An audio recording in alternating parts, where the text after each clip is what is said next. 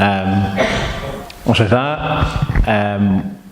we've got Chris Coulmman, obviously the manager. We'll have about 10 minutes with Chris. So who wants to go first? Rob, thank you.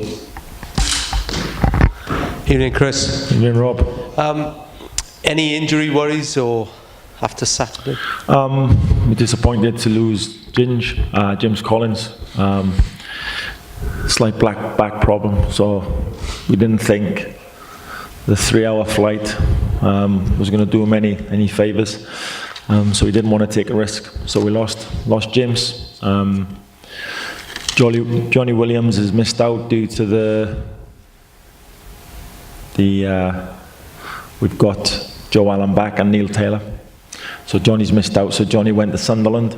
But everybody that's here is okay and ready to go. Must ask you about Ben Woodburn. Has he come back down to earth, and are you ready to start him if required tomorrow? Well, I think they're all fit, ready to start.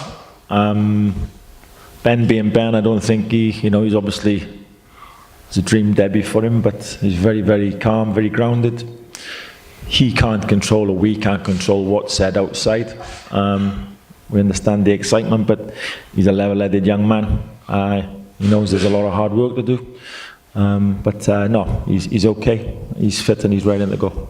Did you, the first half on Saturday, that show how much you've missed Joe Allen? I think it wasn't just, I think we've got to give credit to Austria. They came with no fear. All the games they've been involved in have been very tight, very close. So it was never going to be a walk in the park. It was always going to be tough.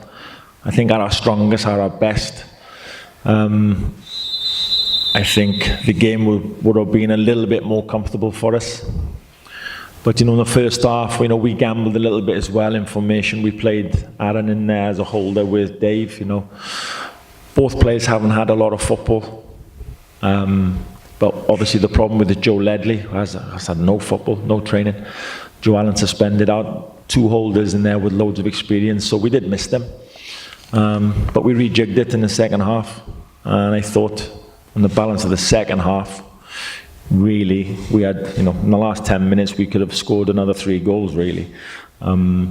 So we were much better second 45 minutes, but it was state of mind, really. First half we were a bit standoffish, and they weren't. They'd come there to take the goods, and it looked like they were going to do that. Second half, our mindset changed, I'm glad to say, and I thought in the second half we had by far the better chances, and it was a great 3 points.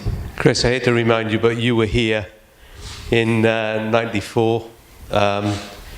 It still remains one of Moldova's 3 best ever results. What do you remember of it, and how different are things now, would you say?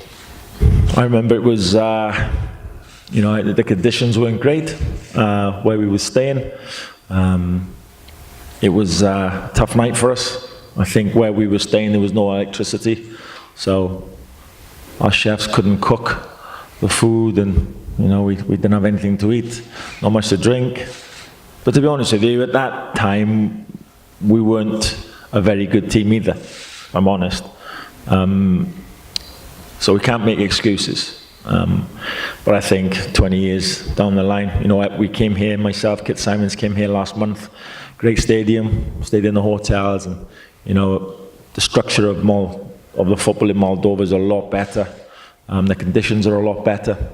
So this will be a really, really good game tomorrow. A tough game if you look at their results. Austria, it took them till 80 minutes to get the first goal in Vienna. They're a tough nut to crack. Going to Serbia and losing 3-0, Serbia are a top team.